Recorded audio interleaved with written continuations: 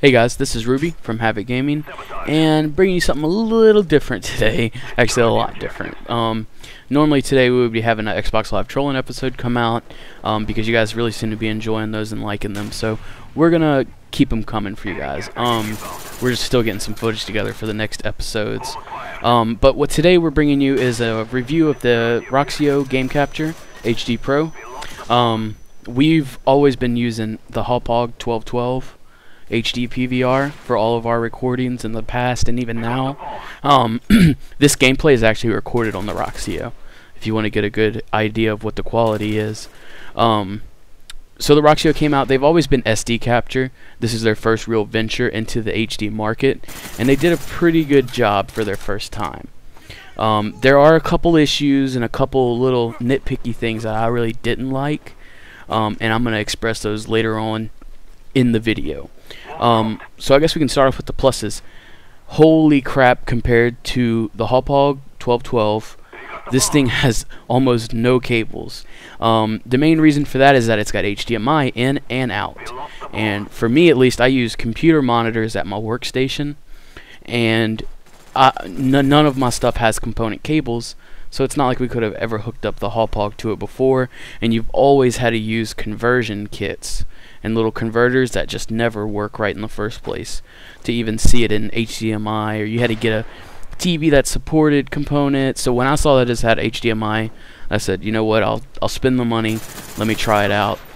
And you know, we'll be getting to some of the little things I ran into that later in this video. Another really cool thing it comes with is it comes with its own editing software, which I don't believe, to my knowledge, any other capture cards come with.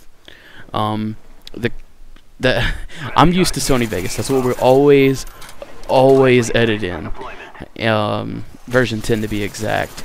But compared to Vegas, I mean, you know, it's nothing. But I mean, for someone who's starting out on YouTube and, you know, just wants to make videos for fun, it's pretty good software. It's better than Windows Movie Maker for sure.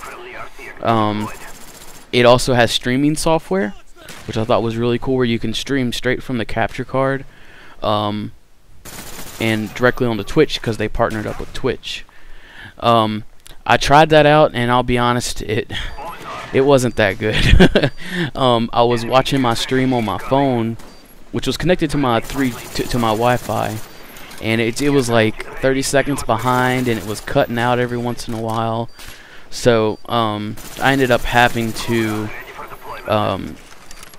broaden the preview window in the recording software, and I just did a screen region on XSplit, and that worked a hell of a lot better, and even a couple of the viewers we had even said so.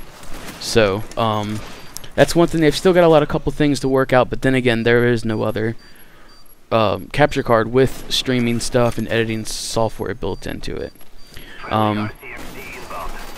With the HDMI, I ran into a couple issues. I went to come record a gameplay, and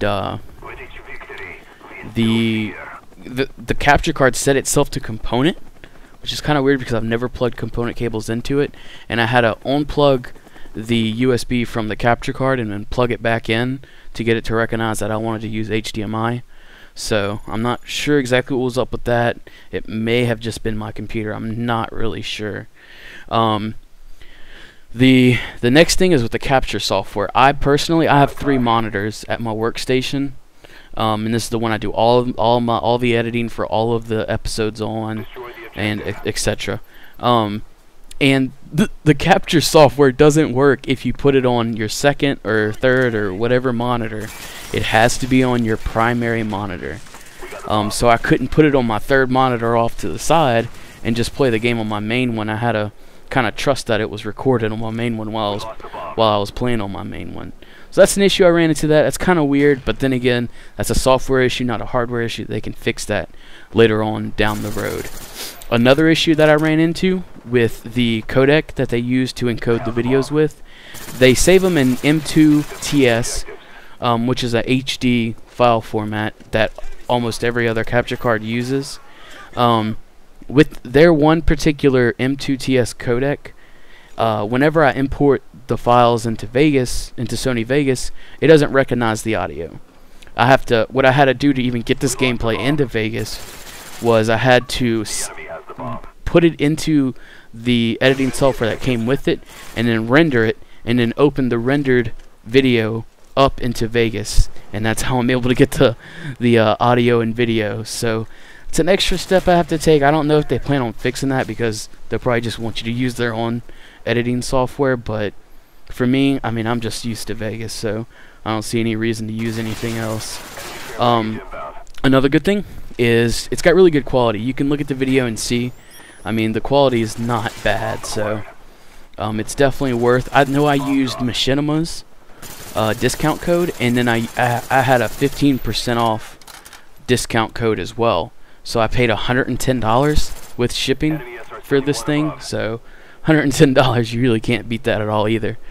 So it's really cheap, you know, if you're still in school, or you know, you don't make that much money, you don't have to worry about dropping $200, $300, $400 on a capture card.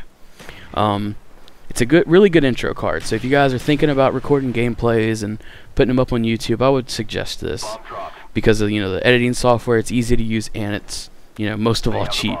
So, you know, you don't have to worry about spending all this money and then you're not wanting to do it anymore. Rating it against the HavK 1212, I'm leaning more towards the HavK, honestly. Then again, a lot of the issues I'm running into are software issues and little nitpicky things that I don't like. You know, but it's software issues. They could probably even put out a hot fix for it. I know they've already released one service pack for the software. I'm not really sure what that fixed, but I mean I still run into issues all the time. Overall, the card could use improvements. Then again, I'm repeating myself, it's software. I mean, I ran into that one hardware issue where it wanted to default to component, and that's all I really ran into. So kind of wrapping this whole video up, I would suggest it. If you're thinking about getting into YouTube, you're thinking about getting into recording your gameplays, check it out. It's worth the $120 you'll probably pay for it. I'm gonna put links in the description to the product and the discount code, and even Machinima's discount, so you can get it for the $110 I paid for it. So yeah, let me know what you guys think about this video, and let me know if you get it. Thanks. Bye.